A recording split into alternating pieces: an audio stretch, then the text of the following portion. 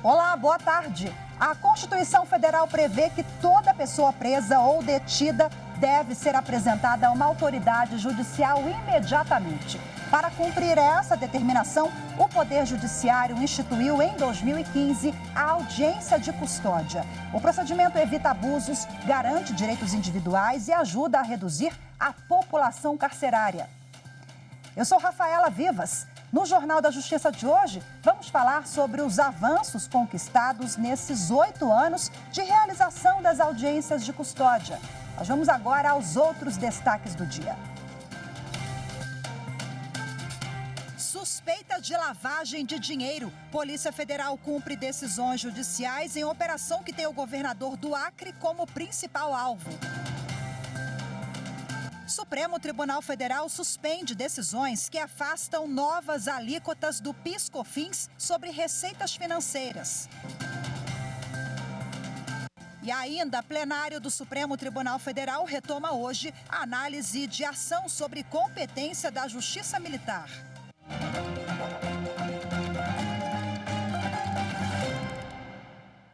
O ministro Ricardo Lewandowski, do Supremo Tribunal Federal, determinou a suspensão das decisões que afastam novas alíquotas do PIS/COFINS sobre receitas financeiras. O ministro verificou a existência de sentenças conflitantes sobre o tema.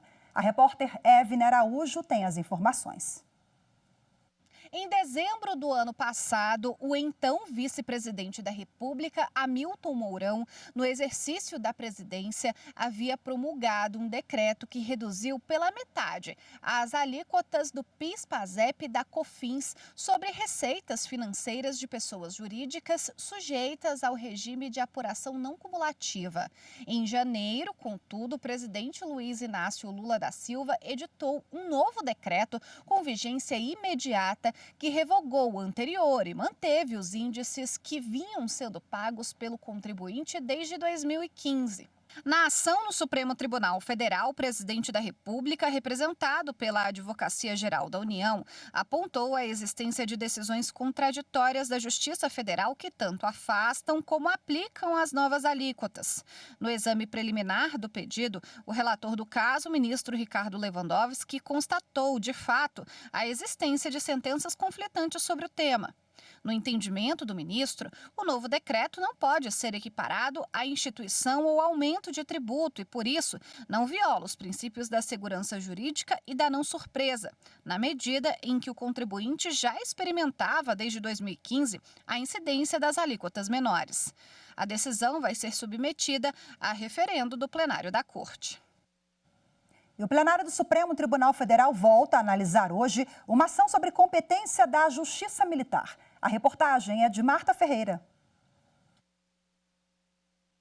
A Procuradoria-Geral da República questiona trecho de uma lei de 1999, alterada em 2004 e 2010, que aumentou a competência da Justiça Militar para julgar crimes cometidos por militares quando estiverem atuando, por exemplo, em operações para garantia da lei e da ordem e no combate ao crime. O julgamento começou em 2018. O relator é o ministro Marco Aurélio, que antes de se aposentar, votou pela improcedência da ação e assim entendeu ser constitucional a alteração prevista na lei complementar. Segundo o ministro, a alteração se limitou a preencher o espaço garantido pela Constituição para o estabelecimento de normas legais de organização, preparo e emprego das Forças Armadas.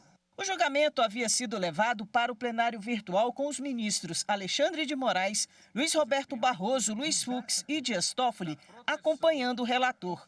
Já o ministro Edson Fachin divergiu, entendendo que somente os crimes próprios, que são aqueles que só podem ser cometidos por militares, são alcançados pela Justiça Militar. Mas um pedido de destaque do ministro Ricardo Lewandowski levou o julgamento para o plenário físico. Norma questionada cria uma espécie de hipótese de foro por prerrogativa de função. Contudo, esta Suprema Corte já decidiu que só o texto constitucional pode elencar os agentes públicos que gozam de tal privilégio. E mais, assentou a Suprema Corte no julgamento da ação penal 937, numa questão de ordem, que o foro especial, entre aspas, aplica-se apenas aos crimes cometidos durante o exercício do cargo e relacionado às funções desempenhadas. Assim, se a segurança pública configura uma atividade constitucionalmente atribuída a outros órgãos, quer dizer, às distintas polícias, sendo exercida por integrantes das Forças Armadas somente a título subsidiário, e a lei que o diz, ou seja, à guisa de cooperação com as autoridades civis, não há falar em delito cometido no exercício do cargo e, em razão dele, apto a atrair a competência da Justiça Militar. Eu estou aqui, então, repetindo, fazendo uma distinção daquelas atividades que são propriamente militares, que se submetem à Justiça castrense, e aquelas que são de natureza civil, propriamente o auxílio nas atividades de defesa civil, nas ações que concernem a segurança pública, seja nas fronteiras, no espaço aéreo ou no mar territorial, e, finalmente, quanto às ações de cooperação com a Justiça Eleitoral. Depois do voto do ministro Ricardo Lewandowski, o julgamento foi suspenso. A Transpetro, subsidiária da Petrobras, e entidades que representam os trabalhadores assinaram no Tribunal Superior do Trabalho um acordo pré-processual. Veja na reportagem de Rafael Oliveira. As partes chegaram a um consenso após a Confederação Nacional dos Trabalhadores em Transportes Aquaviários e Aéreos, na Pesca e nos Portos aceitar a proposta do Tribunal para o Acordo Coletivo de Trabalho 2022/2023. Também acompanharam as negociações representantes da Federação Nacional dos Trabalhadores em Transportes Aquaviários e Afins, do Sindicato Nacional dos Condutores da Marinha Mercante e Afins e do Sindicato Nacional dos Mestres de Cabotagem e dos Contramestres em Transportes Marítimos. A Confederação dos Trabalhadores se comprometeu a impedir o início do movimento grevista da categoria e, em contrapartida, pediu as seguintes condições: manutenção das cláusulas do acordo coletivo de trabalho anterior, incluindo o plano de cargos e carreiras dos empregados, e a garantia de que os navios da empresa não sejam vendidos nem alienados durante o processo de mediação. A Transpetro aceitou os termos e garantiu a manutenção das cláusulas exigidas, inclusive em relação à liberação dos dirigentes sindicais durante o período negocial. A negociação durou 4 meses e foi mediada pelo vice-presidente do Tribunal Superior do Trabalho, ministro Aloísio Correia da Veiga. Segundo o magistrado, o desfecho do caso representa a mudança de cultura por meio da conciliação. O empoderamento das partes, de modo que elas possam ser ouvidas para exatamente elas próprias decidirem sobre que caminho a seguir, o resultado será uma harmonia muito mais eficaz, eficiente, com reflexos, não é, nas próprias relações de trabalho. A seguir, Polícia Federal cumpre decisões judiciais em operação contra a lavagem de dinheiro no Acre. As informações em instantes, voltamos já.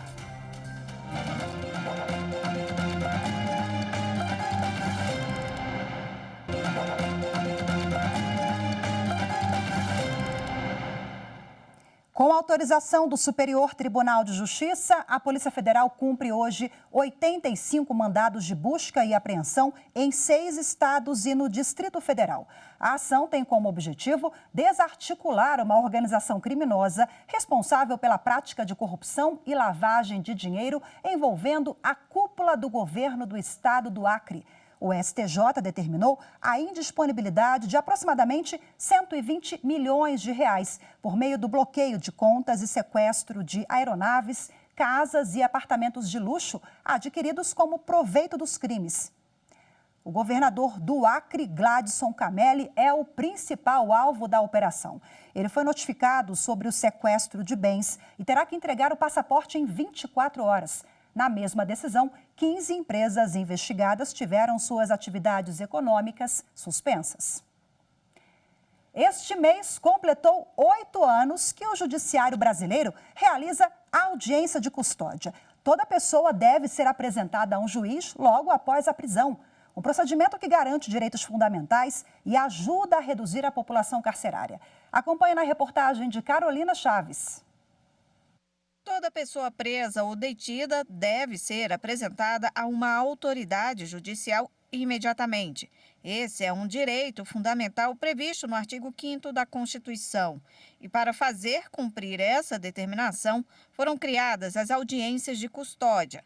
A lei que tornou o procedimento obrigatório só foi aprovada em 2019, mas desde 2015, as audiências de custódia são realizadas segundo recomendação do Conselho Nacional de Justiça.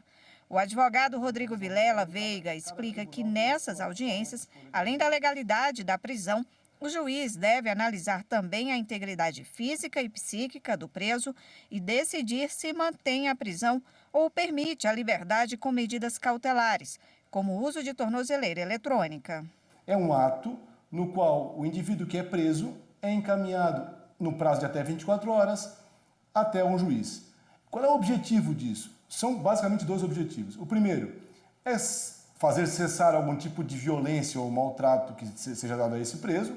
E, em segundo, a verificação da legalidade do procedimento de prisão. Desde a implementação em 2015, já foram realizadas mais de 1 milhão de audiências em todo o país. Além de garantir o cumprimento de direitos fundamentais, o procedimento ajudou a minimizar o problema da superlotação dos presídios, porque muitas prisões puderam ser substituídas por medidas cautelares. Segundo um levantamento do Conselho Nacional de Justiça, o percentual de pessoas presas provisoriamente no país caiu de 40,13% do total em 2014 para 26,48% no ano passado. Apesar dos bons resultados e da exigência legal, alguns tribunais ainda não cumpriam totalmente a determinação de realizar as audiências de custódia. O advogado Rodrigo Vilela Veiga lembra que, em decisão recente, o Supremo Tribunal Federal deixou claro que o procedimento deve ser adotado em todas as situações. Todos os tipos de prisão, não apenas a prisão em flagrante, mas também a prisão preventiva, a prisão decorrente de cumprimento de pena, a prisão para extradição, todas elas necessitam, após a prisão, da audiência de custódia, decisão recente do Supremo Tribunal Federal. E agora, para repercutir o assunto, eu converso ao vivo de forma remota com o advogado e doutorando em Direito Penal, Felipe Fernandes de Carvalho, que é integrante da Comissão Especial de Estudo do Direito Penal da OAB Nacional. Boa tarde, seja muito bem-vindo. Boa tarde, Rafaela. Boa tarde a todos. Vamos começar com essa decisão nova do último dia 6 do plenário virtual do Supremo Tribunal Federal. O senhor acredita que agora vai acabar dando mais efetividade a esse instrumento que já temos 8 anos no ordenamento jurídico? Isso aí, qual é a avaliação do senhor em torno dessa novidade? Essa decisão do Supremo é realmente muito importante para dar ainda mais efetividade para a audiência de custódia, porque fica realmente claro, quando a gente olha os números das prisões provisórias no Brasil dos últimos 20 anos para cá, que foi a audiência de custódia que foi o responsável, né, o instrumento responsável para reduzir a população carcerária no que toca ao percentual dos presos provisórios. Então, sim, certamente, essa decisão que vai afetar agora não só as prisões em flagrante, mas também as demais modalidades de prisão provisória, as prisões temporárias e preventivas, certamente essa decisão será bastante importante para esse cenário nosso do direito penal e processual penal. E lá em 2015 ela nasce justamente com esse intuito, né, para tentar diminuir o número de prisões provisórias no país, doutor? Exato. Veja, Rafaela, na realidade, se a gente olhar, fizer esse resgate histórico, né, de 20 anos para cá, a situação do sistema prisional brasileiro de 20 anos para cá, a gente vai ver que em 2003, 2004, nós tínhamos um percentual de aproximadamente 22% de presos provisórios no Brasil. A gente viu na reportagem agora que, comparativamente, não é nem um percentual muito alto. Acontece que de 2003, 2004 para frente, esse número cresceu drasticamente. E todas as movimentações institucionais que ocorreram desde então não foram aptas a reduzir esse número. Em 2008, o CNJ, encabeçado na presidência do ministro Gilmar Mendes, implementou diversas medidas para tentar reduzir esse número, como o mutirão carcerário, por exemplo, mas acabou que, por mais que pontualmente alguns resultados tenham sido alcançados, sistemicamente o problema não foi resolvido. Então, de 2004, quando a gente tinha 21,9% de presos provisórios, saímos desse número para o número de 33,2% em 2010, com um déficit de mais de 210 mil vagas no sistema prisional brasileiro. E aí as outras instituições começaram a agir também, percebendo o problema, né? Em 2011 surge a Lei 12.403, que é uma lei que traz instrumentos alternativos à prisão provisória, como a tornozeleira eletrônica, o comparecimento periódico em juízo, enfim, determinados instrumentos que podem ser alternativas à prisão e dando um instrumental para o juiz não decretar prisões provisórias. Mesmo com esse instrumental novo, de 2010 a 2014, a gente viu um crescimento enorme dos presos provisórios no Brasil, saltando de 33% para 40% aproximadamente, como trouxe a matéria agora há pouco.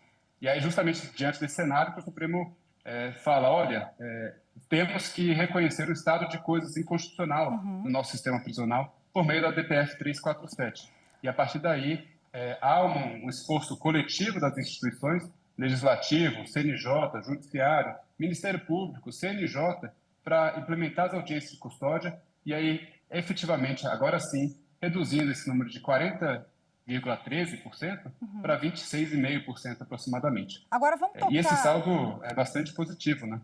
Vamos tocar num ponto sensível agora para a gente fechar aqui a nossa conversa em relação aos gargalos, né? E o que falta ser aprimorado. O próprio CNJ, o Conselho Nacional de Justiça, reconhece que a gente ainda tem um trabalho a fazer. Qual a sua avaliação no que precisa ser afinado aí daqui para frente?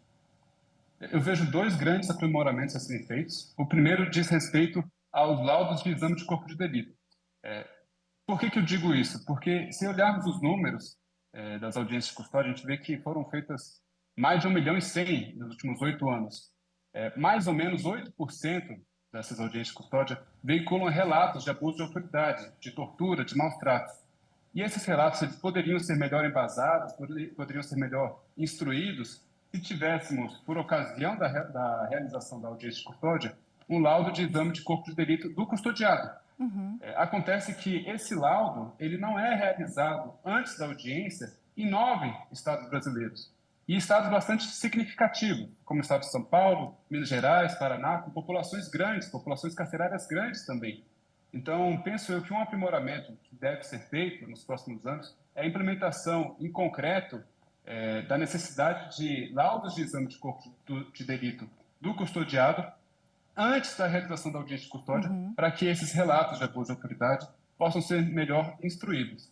O segundo ponto de aprimoramento, Rafaela, e aí já me encaminhando aqui para o fim dessa pergunta, é basicamente a necessidade de a gente não deixar a audiência de custódia ser um ato banal, uma mera formalidade no processo penal. É justamente esse o instrumento que conseguiu reduzir drasticamente a quantidade de presos provisórios no país. Então, é um ato corriqueiro na nossa prática, seja como advogado, como promotor, como juiz, como delegado, mas é justamente um ato essencial para a redução da população carcerária brasileira. E garantia de direitos fundamentais também, né, doutor Felipe, certamente. Muito obrigada pela sua entrevista, pela sua participação. Doutor Felipe Fernandes integra a Comissão Especial de Estudo do Direito Penal da OAB Nacional. Muito obrigada, boa tarde, até a próxima. Boa tarde. A seguir, Supremo Tribunal Federal decide que a imposição por via judicial de lotação de defensores públicos em comarcas desamparadas ofende a autonomia funcional e administrativa das defensorias públicas. Os detalhes em instantes, voltamos já.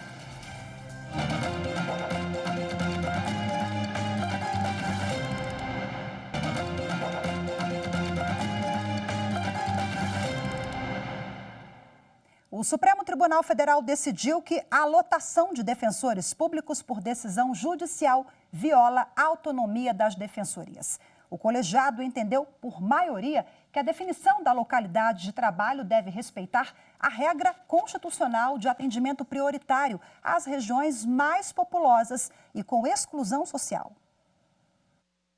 O caso estava sendo analisado em recurso apresentado ao Supremo Tribunal Federal. O tema tem repercussão geral reconhecida e vai servir de parâmetro para resolver pelo menos 133 casos semelhantes em tramitação no Poder Judiciário. O julgamento ocorreu no plenário virtual da Corte. O recurso do Ministério Público do Ceará era contra a decisão do Tribunal de Justiça local que havia afastado a obrigação do Estado de conceder imediatamente o cargo de defensor público em uma comarca sem antes observar a necessidade específica da população. Para o MP, a decisão teria desrespeitado a garantia constitucional de assistência judiciária gratuita aos que comprovarem não ter recursos para pagar. No voto condutor do julgamento, o ministro Ricardo Lewandowski ponderou que a Constituição assegura à Defensoria Pública o poder de autogoverno na tomada de decisões. O ministro lembrou que, em diversas ocasiões, o STF reconheceu a autonomia funcional e administrativa das defensorias públicas estaduais e da União. Para o ministro, o Tribunal de Justiça do Ceará agiu de acordo com a regra constitucional. A maioria do colegiado acompanhou o entendimento do relator. Um levantamento feito pelo Centro de Pesquisas Judiciais da Associação dos Magistrados Brasileiros e pela Escola Nacional de Formação e Aperfeiçoamento de Magistrados revelou que mais da metade das juízas brasileiras sofreu algum tipo de discriminação no trabalho pelo fato de ser mulher. Acompanhe na reportagem de Carolina Chaves. A pesquisa foi divulgada como parte das comemorações pelo Dia Internacional da Mulher e mostra o perfil e a participação das mulheres na magistratura brasileira. Segundo o recorte do levantamento, 27% das juízas ouvidas revelaram que foram vítimas de assédio moral. Dessas, 10% também sofreram assédio sexual e mais da metade ouviram piadas sexistas. Mais da metade revelou que sofreu discriminação no exercício da função pelo fato de ser mulher. 38% foram de homens, 15% foram discriminadas por homens e mulheres e 1% apenas por mulheres. A pesquisa foi realizada entre junho e agosto do ano passado e ouviu quase 1.500 magistradas. Em 2020, uma resolução do CNJ instituiu a política de prevenção e enfrentamento do assédio moral, do assédio sexual e da discriminação no âmbito do judiciário brasileiro. Com isso, todos os tribunais do país têm comissões para receber denúncias de assédio e traçar políticas para estimular a igualdade de condições entre homens e mulheres na justiça brasileira. No mês das mulheres, a gente relembra agora a trajetória da participação feminina no processo eleitoral. Confira na reportagem especial de Mariana Fabre. Há 91 anos, as mulheres brasileiras adquiriram o direito de votar. A conquista veio junto com o Código Eleitoral, que deu origem à Justiça Eleitoral em 24 de fevereiro de 1932. Com isso, o Brasil se tornou o primeiro país na América Latina a conceder o sufrágio para as mulheres. No mundo, a Nova Zelândia foi pioneira no reconhecimento desse direito, em 1893. A conquista do voto feminino é resultado de uma luta de décadas das sufragistas pelo direito de participar da vida política e social. A gente está comemorando mais um mês da mulher, mais um dia da mulher, e a gente vem de comemorar os 91 anos da conquista no voto feminino no Brasil. Então, nesse conjunto de celebrações, a gente joga os nossos olhos para trás e a gente louva as nossas sufragistas, Almerinda Gama, Berta Lutz, dentre tantas. Em 1910, nasceu o Partido Republicano Feminino e em 1922 foi fundada a Federação Brasileira pelo Progresso Feminino, liderada pela feminista Berta Lutz. Uma lei do Rio Grande do Norte que equiparava o voto entre homens e mulheres foi responsável por alguns marcos históricos no final da década de 20. Em todo o país, foi nas eleições legislativas de 1933 que as brasileiras, enfim, puderam votar e ser votadas. E a primeira deputada federal eleita no país foi a médica paulista Carlota de Queiroz. Mas o acesso ao voto ainda foi gradual. No início, o voto só era permitido para mulheres solteiras e viúvas que exerciam atividades remuneradas. As mulheres casadas ainda precisavam da autorização dos maridos para votar. Só em 1965, um novo Código Eleitoral igualou o voto feminino ao masculino. 91 anos depois, as mulheres são a maioria do eleitorado brasileiro, mas a participação política feminina continua baixa. A legislação eleitoral e a jurisprudência dos tribunais têm contribuído para mudar esse cenário. O modelo brasileiro de incentivo à presença feminina nos espaços de poder político não foi o modelo de reserva de cadeiras, foi o modelo de reserva de candidaturas. Então, os partidos políticos, quando trazem à Justiça Eleitoral sua lista de candidatos, eles precisam trazer pelo menos um mínimo de 30% de um dos gêneros. E a gente sabe que esse mínimo de 30% acaba virando um teto. O Tribunal Superior Eleitoral determinou não apenas que as listas dos partidos tenham 30% de mulheres, o TSE disse mais. O dinheiro da verba pública de campanha tem que ser repassado às mulheres nessa mesma proporção. E o tempo da propaganda de rádio e de TV também. Em 2022, mulheres formaram 53% do eleitorado, 34% das candidaturas e foram eleitas para 18% das vagas. A eleição de 2022 foi a primeira eleição em que a Lei de Combate à Violência Política de Gênero foi aplicada, mas a gente acha que ainda falta muita mulher nos espaços de poder. Hoje ficamos por aqui. Muito obrigada pela sua companhia. Ótima tarde. Até amanhã. Tchau, tchau.